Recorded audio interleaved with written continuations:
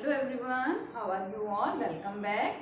कल हमने स्टार्ट कर दिया था अपना सोल्यूबिलिटी का कंसेप्ट और आज हम उसको कंटिन्यू करेंगे। अपनी फर्स्ट टाइप हम स्टडी कर रहे हैं यहाँ पे सोल्यूबिलिटी की। क्या? Solubility of solids in liquid means ये फर्स्ट टाइप की सोल्यूबिलिटी हम यहाँ पे स्टडी करेंगे, जिसके अंदर जो सोल्यूट है वो क्या होगा, सॉलिड होगा, और जो सोलवेंट है वो क्या होगा, यहाँ पे लिक्विड होगा। ठीक है, सोल्यूट क्या है, यहाँ पे सॉलिड है, और सोलवेंट क्या है, लिक्विड है। अब पहली बात तो यहाँ पे याद रखनी बहुत जरूरी है कि ऐसा नहीं होता है कि हर टाइप का सॉलिड हर टाइप के लिक्विड के अंदर क्या होता है, डिसोल्व हो जाता है, ठीक है, या सोल्यूबल होता है, ऐसा नहीं है। बहुत सारे फैक्टर्स होते हैं जो इस चीज को अफेक्ट करते हैं, या हम यूं कह सकते हैं कि बहुत सारे फैक्टर्स होते हैं जो इस चीज को डिसाइड करते हैं कि कौन सा सॉलिड जो है वो किस टाइप के लिक्विड के अंदर क्या होगा, डिसोल्व होगा। ठीक है, सोल्यूबिलिटी हम यहाँ पे काफी फैक्टर्स के टर्म्स में स्टडी करते हैं। लेकिन उससे पहले एक और चीज देखिए, अब ये जो सोल्यूबिलिटी की प्रोसेस है, ऐसा एज्यूम किया गया, ठीक है, ऐसा सोचा गया कि जो सोल्यूबिलिटी की प्रोसेस है वहां पे सबसे पहले 3 मेन स्टेप्स इन्वॉल्व होते हैं। जैसे कि देखिए, मैंने आपको बताया है पहले भी, सपोज हमारे पास क्या है, सोडियम क्लोराइड है, या हम चलिए सिंपल सा एग्जांपल ले लेते हैं, हाइड्रोजन क्लोराइड और NaOH। ये आप लोगों ने इस रिएक्शन को बहुत बार स्टडी किया है। न्यूट्रलाइजेशन रिएक्शन के केस में भी आप इस एग्जांपल को स्टडी करते हैं। देखिए, मैं आपको यहाँ पे इस प्रोसेस को किस तरह से एक्सप्लेन करती हूँ हमेशा, या इस टाइप के जो रिएक्शंस है मैं आपको कैसे बताती हूँ कि हमारा जो HCl है उसमें H पॉजिटिव और Cl negative, similarly here Na positive and OH negative, इसका पॉजिटिव इसके नेगेटिव की तरफ अट्रैक्ट हो जाता है, इससे कंबाइन हो जाता है, और सेम यहाँ पे होता है। तो फॉर्मेशन होती है किसकी, NaCl एंड वाटर। इसके अंदर एक मेन पॉइंट आप क्या नोट कर रहे हैं कि सबसे पहले हुआ क्या है, HCl के बीच में कोई बॉन्ड प्रेजेंट था ना, दोनों के बीच में बॉन्ड था। इसी तरह से यहाँ पे NaOH, ठीक है, यहाँ पे सोडियम और OH ग्रुप, हाइड्रोक्सिल ग्रुप के बीच में बॉन्ड प्रेजेंट था। अब ये दोनों आपस में कंबाइन करना चाह रहे हैं, तो पहले क्या होगा, पहले इन बॉन्ड्स को क्या होना है, ब्रेक होना है। सेम बात यहाँ पे अप्लाई होती है। क्या है कि जो सोल्यूट है दैट इज सॉलिड, और जो सोलवेंट है दैट इज एन लिक्विड। ठीक है, कोई भी सोल्यूट या सोलवेंट की हम बात करते हैं और आप चाह रहे हैं कि उन दोनों को आपस में क्या करना है, कंबाइन करना है, डिसोल्व करना है, आपको उनकी सोल्यूबिलिटी को चेक करना है यहाँ पे। तो सबसे पहले यहाँ पे भी यही बातें आपको ध्यान रखनी होती है। क्या एज्यूम किया गया कि सोल्यूबिलिटी के केस में भी ऐसा ही होता है। सबसे पहले जो बॉन्ड है बिटवीन सोलवेंट मॉलिक्यूल, सपोज आपके पास सोलवेंट वाटर है, तो कितने भी वाटर मॉलिक्यूल्स हो सकते हैं, but the main thing is that कि इन वाटर मॉलिक्यूल्स के बीच में भी क्या प्रेजेंट है, जो हाइड्रोजन और ऑक्सीजन आपस में कंबाइन हो रहे हैं, यहाँ पे किसी ना किसी बॉन्ड की हेल्प से कंबाइन हुए हैं यहाँ पे। तो सबसे पहले इनके बीच का बॉन्ड क्या होगा, ब्रेक होगा, तभी तो वो जाकर के सोल्यूट के साथ क्या हो सकता है, कंबाइन हो सकता है। तो पहले सॉल्वेंट के बीच का बॉन्ड ब्रेक होता है, सोल्यूट के बीच का बॉन्ड ब्रेक होता है, और फिर जाकर के ये सोल्यूट और सोलवेंट आपस में क्या हो जाते हैं, कंबाइन हो जाते हैं। लेकिन अब जो फैक्टर्स की बात करते हैं, जरूरी नहीं है हर टाइप का सोल्यूट हर टाइप के सोलवेंट के अंदर डिसोल्व हो जाता है। ठीक है, बहुत सारे फैक्टर्स हैं जो इस चीज को अफेक्ट करते हैं, बहुत सारे फैक्टर्स हैं जो डिसाइड करते हैं कि कौन सा सोल्यूट कौन सा सोलवेंट के अंदर सोल्यूबल होगा या फिर सोल्यूबल नहीं होगा। तो हमें सबसे पहले उन्हीं फैक्टर्स को स्टडी करना है। यहाँ पे देखो, उन्हीं फैक्टर्स को हमें स्टडी करना है कि कौन कौन से फैक्टर हैं जो इस चीज को डिसाइड करेंगे या अफेक्ट करते हैं कि सॉलिड लिक्विड में कौन से टाइप का सॉलिड कौन से टाइप के लिक्विड के अंदर डिसोल्व होगा या सोल्यूबल होगा। उससे पहले देखिए, सोल्यूबिलिटी में आपको कल बता चुकी हूँ, डिफाइन करवा चुकी हूँ कि सोल्यूबिलिटी होती क्या है। It is the amount of the solute that is dissolved in a particular solvent for the formation of solution is known as the solubility. Solubility of solids and liquids की बात करें तो क्या होगा, the amount of the solid, क्योंकि solid dissolve हो रहा है, the amount of the solid that is dissolved in the liquid for the formation of solution is known as the solubility of solids and liquids. ठीक है, now here are the factors. First one क्या है, nature of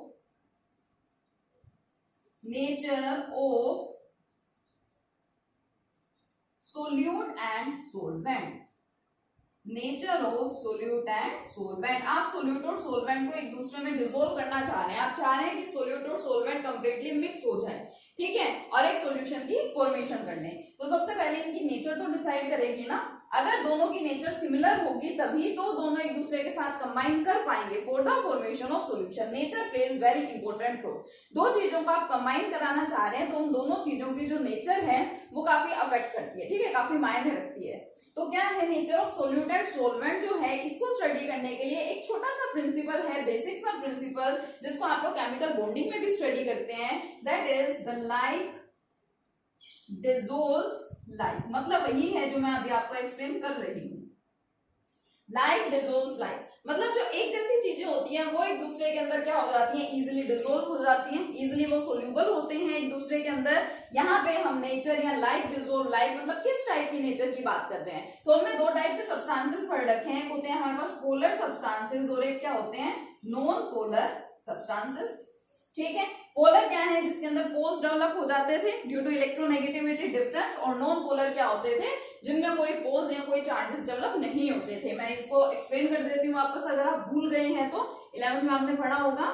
suppose we have HCl, ठीक है, HCl हमारे पास में present है and आपको पता है कि chlorine is more electronegative as compare to hydrogen. Chlorine क्या है, एक हेलोजन है, और क्लोरीन क्या होती है, हाइड्रोजन से ज्यादा इलेक्ट्रोनेगेटिव है। तो ये क्या करेगी, क्लोरीन हाइड्रोजन के इलेक्ट्रॉन्स को अपनी तरफ अट्रैक्ट करती है, अपनी तरफ खींचेगी हाइड्रोजन के इलेक्ट्रॉन्स को, तो इसके इलेक्ट्रॉन्स उसकी तरफ चलते जाएंगे। ठीक है, अब कहीं ना कहीं से क्या है कि ये हाइड्रोजन है, ये क्लोरीन है, सपोज इनके बीच में पहले तो इस तरह से इक्वल डिस्ट्रीब्यूशन था। अब ये क्या चाह रही है, ये इसके इलेक्ट्रॉन्स को अपनी तरफ खींचना चाह रही है, तो कहीं ना कहीं हाइड्रोजन के पास इलेक्ट्रॉन्स की क्या हो जाती है, कमी हो जाती है। उस वजह से हम क्या कहते हैं कि इसके ऊपर यहाँ पे चार्ज डेवलप हो जाता है, that is the partial positive, क्योंकि इसके पास इलेक्ट्रॉन की कमी हुई है, और इस पे चार्ज कैसा आ जाता है, पार्शियल नेगेटिव। अब चार्जेस पार्शियल क्यों है, कंप्लीट पॉजिटिव या नेगेटिव हम क्यों नहीं लगा देते इसकी तरह, जैसे Na positive and Cl negative, ये तो कंप्लीट है। कंप्लीट का मतलब सोडियम कह रहा है कि मैंने अपना पूरा इलेक्ट्रॉन क्लोरीन को दे दिया, और क्लोरीन कह रहा है कि मैंने कंप्लीटली इलेक्ट्रॉन इससे ले लिया। एक ने पूरा का पूरा दे दिया और दूसरे ने पूरा का पूरा ले लिया, यहाँ ऐसा नहीं हुआ है। हाइड्रोजन अपना इलेक्ट्रॉन कंप्लीटली क्लोरीन को नहीं दे रहा है, उसके हाइड्रोजन के जो इलेक्ट्रॉन्स है वो इसकी तरफ अट्रैक्ट होते जा रहे हैं, और इस वजह से जो इलेक्ट्रॉन्स का अमाउंट है वो यहाँ पे थोड़ा सा बढ़ रहा है और यहाँ पे थोड़ा सा घट रहा है, इसलिए यहाँ पे partial positive and partial negative charges आए थे। अब देखिए दो चार्जेस यहाँ पे डेवलप हुए हैं, इसको क्या बोलते हैं, डाइपोल्स। ठीक है, डाइपोल्स का डेवलप हो जाना। तो जिस सब्सटेंस के अंदर इस तरह के चार्जेस डेवलप हो जाते हैं वो सब्सटेंसेस को क्या होते हैं, पोलर सब्सटेंसेस। और पोलर सब्सटेंसेस जो होंगे उनके बीच में हमेशा इलेक्ट्रोनेगेटिविटी में लार्ज डिफरेंस रहेगा, इसकी इलेक्ट्रोनेगेटिविटी बहुत कम है और इसकी इलेक्ट्रोनेगेटिविटी बहुत ज्यादा है। लेकिन अगर आपके पास कोई ऐसा कंपाउंड है या कोई ऐसा मॉलिक्यूल है जिनकी इलेक्ट्रोनेगेटिविटी में कुछ खास डिफरेंस नहीं है, मींस उनकी इलेक्ट्रोनेगेटिविटी कैसी है, कंपेरेबल है या बिल्कुल इक्वल है। बिल्कुल इक्वल मतलब जो सेम एटम्स होंगे, लाइक H2 की मैं बात करूं, हाइड्रोजन एटम्स ही हैं यहाँ पे दोनों, जिन्होंने मिलके यहाँ पे बॉन्ड बना रखा है, तो दोनों की इलेक्ट्रोनेगेटिविटी तो सेम है। अभी एक दूसरे के इलेक्ट्रॉन को अपनी तरफ खींचेंगे तो नहीं, ठीक है, जो जिसके पास है वो वही एज इट इज रहेगा। तो इस केस में यहाँ पे कोई भी चार्जेस या कोई भी पोल्स डेवलप नहीं होते हैं, तो आप इस टाइप के कंपाउंड्स को क्या बोलते हैं, नॉन पोलर कंपाउंड्स। तो क्या आपको यहाँ पे याद रखना है, पहले तो ध्यान रखें पोलर और नॉन पोलर होते क्या है। दूसरा हमारा जो प्रिंसिपल हम यहाँ पे स्टडी कर रहे हैं that is the like dissolves like. एक जैसे सब्सटेंसेस में ही क्या हो जाते हैं, डिसोल्व होते हैं, इजीली सोल्यूबल होते हैं। यहाँ पे लाइक डिसोल्व्स लाइक का मतलब कि जो पोलर सब्सटेंसेस हैं, ठीक है, मैं बात करूँ अगर पोलर सोल्यूट की, कि मेरे पास कोई सोल्यूट है, कैसी नेचर है उसकी, पोलर नेचर है, तो वो इजीली सोल्यूबल किसके अंदर होगा, पोलर सोलवेंट। ठीक है, सिमिलरली अगर मेरे पास कोई नॉन पोलर सोल्यूट है तो वो क्या हो जाएगा, वो नॉन पोलर सोलवेंट के अंदर इजीली सोल्यूबल होगा, इजीली डिसोल्व हो जाएगा। लाइक डिसोल्व्स लाइक का मतलब ये है कि एक पोलर सोल्यूट एक पोलर सोलवेंट के अंदर बहुत इजीली क्या होता है, डिसोल्व होता है। एग्जांपल मैं यहाँ पे लूं तो सपोज मेरे पास एग्जांपल क्या है, मैं सॉलिड एंड लिक्विड की बात कर रही हूँ, तो मान लीजिए मैंने ले लिया NaCl, सॉलिड है, नमक, कॉमन सोल्ट, ठीक है, और इसको मैं डिसोल्व करवाना चाह रही हूँ किसके अंदर, वाटर के अंदर। अब ये भी पोलर है, आपको पता है, चार्जेस होते हैं इसमें भी और इसमें भी क्या होते हैं, चार्जेस होते हैं, मींस आप चार्जेस की टर्म्स में सेपरेट करके इनको लिख सकते हैं। ठीक है, तो इस टाइप का सब्सटेंस इस टाइप के सब्सटेंस में इजीली डिसोल्व होता है, क्यों, क्योंकि यहाँ पे है Na पॉजिटिव, Cl नेगेटिव, और यहाँ पे क्या है, H positive and OH negative. जब इनके बीच का बॉन्ड ब्रेक होगा और इसके बीच का बॉन्ड ब्रेक होगा तो पॉजिटिव नेगेटिव चार्जेस में आपस में क्या होती है, अट्रैक्शन होती है। ठीक है। अगर देखिए मान लो मैं किसी पोलर सब्सटेंस को डिसॉल्व करवाना चाह रही हूँ नॉन पोलर सब्सटेंस में, तो नॉन पोलर के ऊपर तो कोई चार्जेस ही नहीं होते हैं, ठीक है, तो वो इसको सेपरेट नहीं कर पाएगा और वहां पे सोल्यूबिलिटी नहीं होती है। तो इसलिए यहाँ पे बोला जाता है कि जो पोलर सब्सटेंसेस हैं वो पोलर मींस जो पोलर सोल्यूट्स हैं वो पोलर सॉल्वेंट्स के अंदर ही क्या होते हैं, डिसॉल्व होते हैं या सोल्यूबल होते हैं। इसी तरह से नॉन पोलर अगर कोई सब्सटेंस होगा जो सोल्यूट होगा वो नॉन पोलर सॉल्वेंट में ही डिसॉल्व होगा।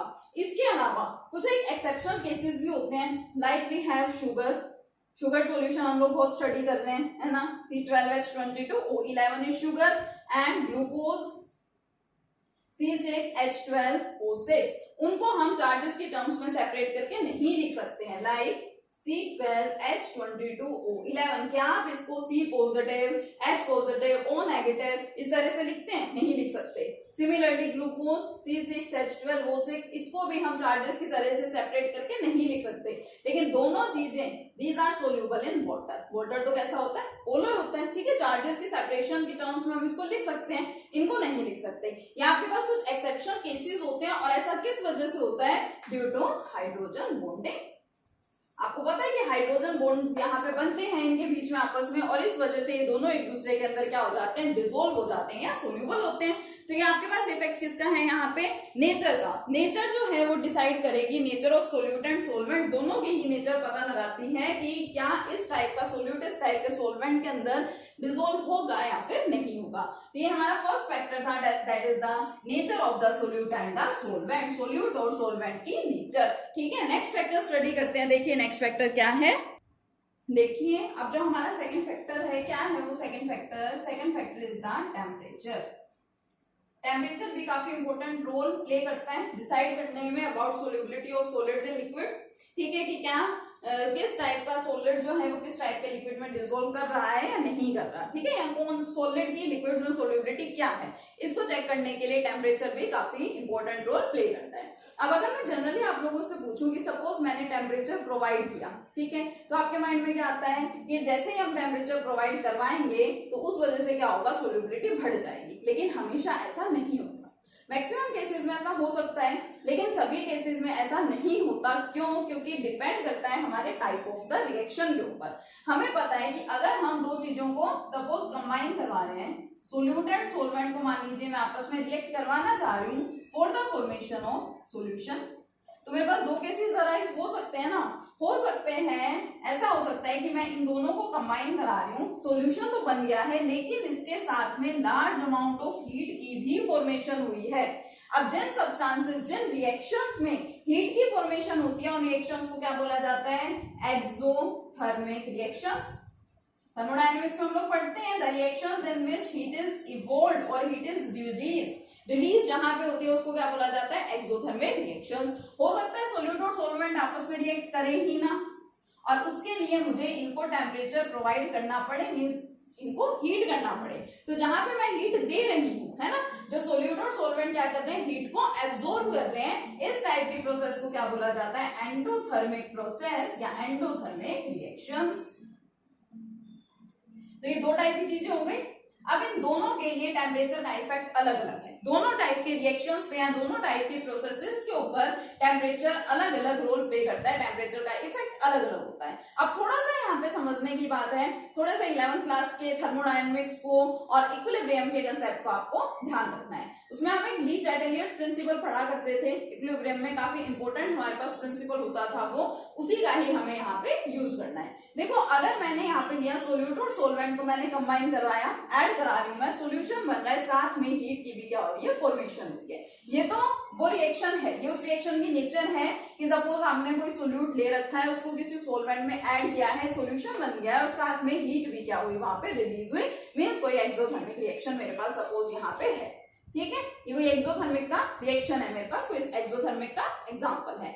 अब पहले से ही इसमें हीट रिलीज हो रही है, मैं ऊपर से इसको और हीट प्रोवाइड करा रही हूँ, ठीक है, और ज्यादा हीट प्रोवाइड करा रही हूँ, तो फिर यहाँ पे तो इतने ज्यादा एक्सेस अमाउंट में हीट यहाँ पे इवोल्व हो रही है, इतने ज्यादा एक्सेस अमाउंट में हीट यहाँ पे इन्वॉल्व हो रही है इस प्रोसेस के अंदर। तो उसको बैलेंस करने के लिए ली चैटेलियर प्रिंसिपल क्या कहता है कि इस टाइप से कुछ भी चेंजेस होते हैं तो उन चेंजेस को बैलेंस करने के लिए जो प्रोसेस है वो अपने आप को क्या करती है, उसी के अकॉर्डिंगली डायरेक्शन के अंदर या जो इक्विलिब्रियम है उसी के अकॉर्डिंग अपने आप को चेंज कर लेता है। मींस वो फॉरवर्ड डायरेक्शन में रिएक्शन होगा या बैकवर्ड डायरेक्शन में रिएक्शन होगा, फिर इस चीज को वो प्रोसेस अपने आप ही डिसाइड करती है। सपोज आप यहाँ पे क्या करा रहे हैं, हीट रिलीज भी हो रही है और हीट को आप प्रोवाइड भी कर रहे हैं, तो ओवरऑल यहाँ पे क्वांटिटी हीट की बहुत ज्यादा हो गई, तो हीट को बैलेंस करने के लिए रिएक्शन अपने आप को कैसे शिफ्ट कर लेता है, बैकवर्ड डायरेक्शन में शिफ्ट कर देगा। बैकवर्ड डायरेक्शन में शिफ्ट होने का मतलब सॉल्यूशन से सोल्यूट और सोलवेंट का बनना,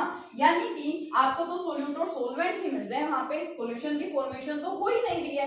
इट मींस जो एक्सोथर्मिक रिएक्शंस है जिनमें पहले से ही हीट वहां पे रिलीज होती है, उन केसेस में ऑन इंक्रीजिंग द टेम्परेचर, जैसे ही आप टेम्परेचर इंक्रीज कर रहे हैं तो जो सोल्यूबिलिटी है वो बढ़ती नहीं है, सोल्यूबिलिटी क्या होती है, घट जाती है। इस चीज को आपको अच्छे से याद रखना है, ठीक है। बहुत सारे एग्जांपल्स हैं एक्सोथर्मिक के केस में, जैसे आपके पास मान लीजिए कैल्शियम कार्बोनेट है, ठीक है। कैल्शियम कार्बोनेट जब वाटर के अंदर क्या होता है, कैल्शियम कार्बोनेट को आप वाटर में ऐड करते हैं, कैल्शियम कार्बोनेट का क्रिस्टल होता है, उसको आप वाटर के अंदर ऐड करते हैं तो फिर वहां पे क्या होती है, हीट रिलीज होती है। ये चीज आपको अच्छे से पता होगी। जो वाटर है वो क्या हो जाता है, दैट बिकम्स कूल, ठीक है।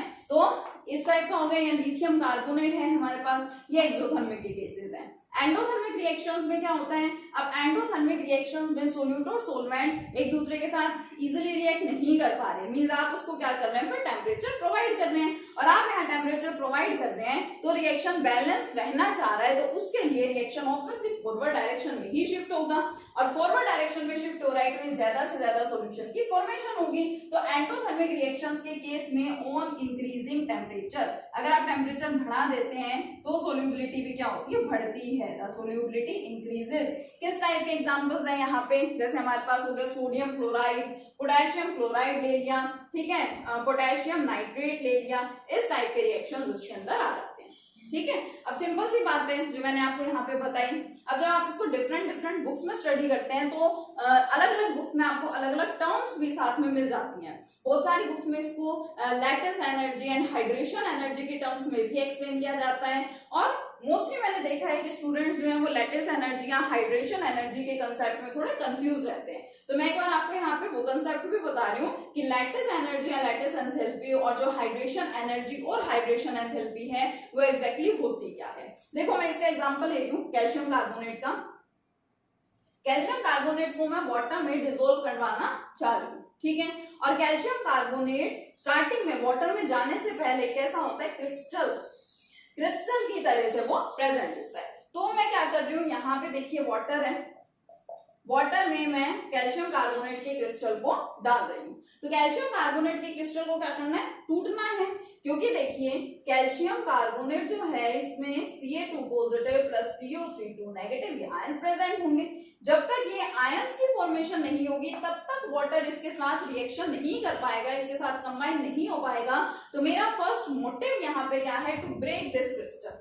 अब इस क्रिस्टल को ब्रेक कैसे किया जाता है, जो वाटर प्रेजेंट है, आप लोग पढ़ते हैं कि वाटर का डाई इलेक्ट्रिक कॉन्स्टेंट, जिसको हम कैपिटल K से रिप्रेजेंट करते हैं, वाटर का डाई इलेक्ट्रिक कॉन्स्टेंट बहुत हाई होता है। तो डाई इलेक्ट्रिक कॉन्स्टेंट का मतलब वही होता है कि इस सब्सटेंस के पास एक ऐसी कैपेबिलिटी है, इस सब्सटेंस की एक ऐसी एबिलिटी है जो क्या करती है, जो इनके बीच में जो फोर्स ऑफ अट्रैक्शन है या इनके बीच में जो स्ट्रॉन्ग बॉन्ड प्रेजेंट है, ये उस बॉन्ड को क्या कर देता है, ब्रेक कर देता है। तो वाटर यानी अपनी एनर्जी दे रहा है इस क्रिस्टल को ताकि ये क्रिस्टल क्या हो जाए, ब्रेक हो जाए। क्रिस्टल को ब्रेक करने के लिए जो एनर्जी प्रोवाइड करवाई जाती है, that energy is known as the lattice energy.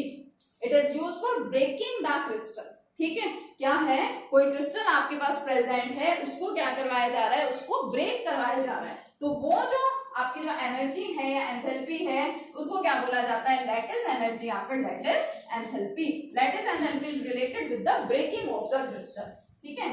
Lattice energy और लैटिस एंथैल्पी जिसको बोलते हैं, it is related with the breaking of crystal. आपको क्रिस्टल को ब्रेक करवाना है, ठीक है, और उस क्रिस्टल को ब्रेक करने के लिए जो एनर्जी वहां पे प्रोवाइड की जा रही है वो क्या है, लैटिस एनर्जी है। तो वाटर ने ही अपनी एनर्जी उसको दी और उसकी वजह से क्या हुआ, ये जो क्रिस्टल है वो ब्रेक हो गया दो टाइप के आयंस के अंदर।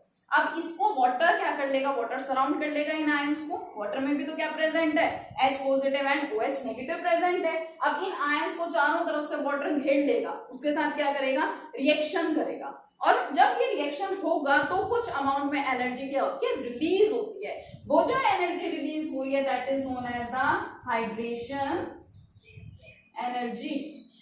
वो क्या है, हाइड्रेशन एनर्जी या हाइड्रेशन एंथैल्पी है, द रिलीज्ड एनर्जी।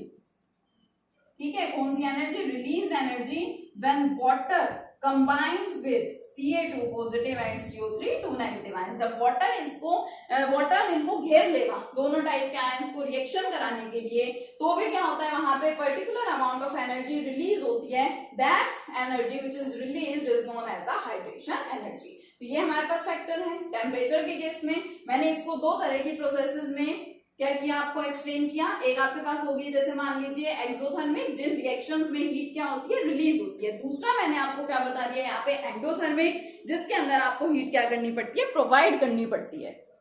इसके अलावा हमारे पास कुछ केसेस ऐसे भी होते हैं जिसके अंदर जो सब्सटेंस है, अगर हम वहां पे टेम्परेचर प्रोवाइड करवा रहे हैं तो उस सब्सटेंस की सोल्यूबिलिटी ना तो बढ़ती है ना ही घटती है, बल्कि वो सब्सटेंस ही क्या हो जाता है, चेंज हो जाता है। The substance changes from one form to another. वो एक पॉलीमॉर्फिक फॉर्म से दूसरी फॉर्म के अंदर क्या हो जाता है, कन्वर्ट हो जाता है, one form to another form. जैसे हमारे पास है, मान लीजिए Na2SO4 dot 10H2 sodium sulphate decahydrate. आप यहाँ पे इसको टेम्परेचर प्रोवाइड कर रहे हैं, तो ये क्या होता है, इसकी सोल्यूबिलिटी सॉल्वेंट में बढ़ती है घटती नहीं है, वो क्या होता है, वो दूसरी form that is sodium sulphate, इसी के अंदर क्या हो जाता है, कन्वर्ट हो जाता है। सबसे पहले देखा जाता है सोल्यूबिलिटी थोड़ी सी बढ़ती है, फिर थोड़ी सी सोल्यूबिलिटी घटती भी है, लेकिन ओवरऑल वहां पे इफेक्ट क्या होता है कि ये टेम्परेचर अगर आप बढ़ा रहे हैं घटा रहे हैं, तो ये जो सब्सटेंस है ये एक फॉर्म में प्रेजेंट था और देखिए वो दूसरी फॉर्म के अंदर क्या हो जाता है, कन्वर्ट हो जाता है। सिंपल सा केस है।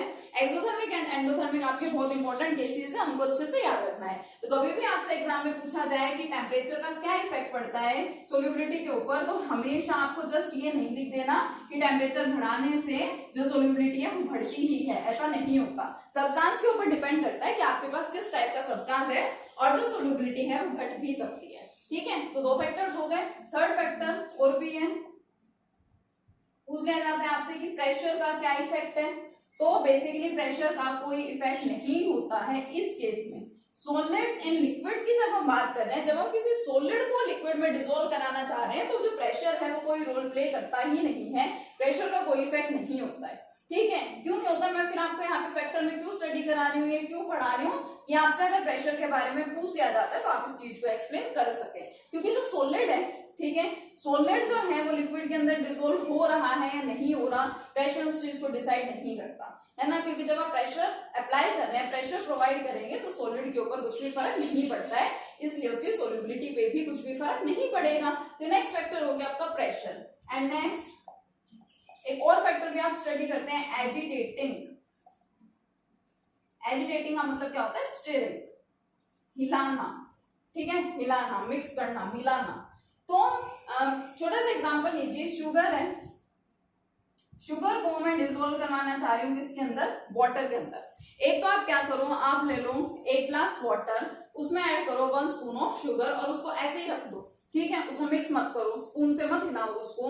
तो क्या वो शुगर वाटर के अंदर डिसॉल्व हो पाएगी? हो सकता है कुछ घंटों के बाद, कुछ टाइम के बाद वो डिसॉल्व हो भी जाए, है ना, लेकिन वो सोल्यूबिलिटी क्या है, कम है, कंप्लीटली वो उसके अंदर डिसॉल्व नहीं हो पाएगी। लेकिन अगर आप क्या करते हैं, आपने फटाफट से 1 ग्लास पानी लिया, उसके अंदर 1 चम्मच चीनी आपने ऐड कर दी और आप उसको क्या कर रहे हैं, हिला रहे हैं, मिक्स कर रहे हैं स्पून की हेल्प से, तो क्या हो जाएगी, सोल्यूबिलिटी फटाफट से शुगर वाटर के अंदर डिसॉल्व हो जाएगी, सोल्यूबल हो जाएगी। इट मींस एजिटेट करने पे या स्टिर करने पे, स्टीरिंग से या एजिटेटिंग से क्या होती है, सोल्यूबिलिटी हमेशा बढ़ जाती है। छोटे छोटे से फैक्टर्स हैं, सोल्यूबिलिटी इंक्रीजेस। ठीक है, एक और पढ़ लेते हैं फिर इसके साथ ही, साइज ऑफ पार्टिकल। एक तो आपको बोल दिया एक बहुत बड़ा सारा शुगर का क्रिस्टल है, एक तो उसको डिसॉल्व करो, वाटर के अंदर, और एक छोटे छोटे से क्रिस्टल्स हैं या पाउडर फॉर्म में आपके पास कोई सब्सटेंस है, वो जल्दी डिसॉल्व होगा या फिर बड़ा वाला क्रिस्टल डिसॉल्व होगा? छोटे छोटे से पार्टिकल्स जल्दी से डिसॉल्व होते हैं। तो जितना छोटा साइज होगा पार्टिकल्स का, सोल्यूबिलिटी उतनी ही क्या होगी, ज्यादा होगी। तो मैं यहाँ पे क्या लिख सकती हूँ, देखिए स्मॉल साइज पार्टिकल्स, जो छोटे छोटे साइज के पार्टिकल्स हैं, ठीक है, small size particles are easily soluble. छोटे साइज के जो पार्टिकल्स होते हैं वो क्या होते हैं, इजिली सोल्यूबल होते हैं। ठीक है, तो इस लेक्चर में, इस वीडियो में हमने क्या स्टडी किया है, हमने यहाँ पे स्टडी किया है about solubility of solids in liquids. एक टाइप की सोल्यूबिलिटी हम यहाँ पढ़ चुके हैं कि ये सोल्यूबिलिटी होती क्या है, कौन कौन से फैक्टर्स हैं जो इस टाइप की सोल्यूबिलिटी को अफेक्ट करती है। नेक्स्ट वीडियो में हम स्टडी करेंगे solubility of gases and liquids, which is very much important, जो बहुत ज्यादा इंपॉर्टेंट है। इसको हम अपने नेक्स्ट लेक्चर में कंटिन्यू करेंगे। Thank you.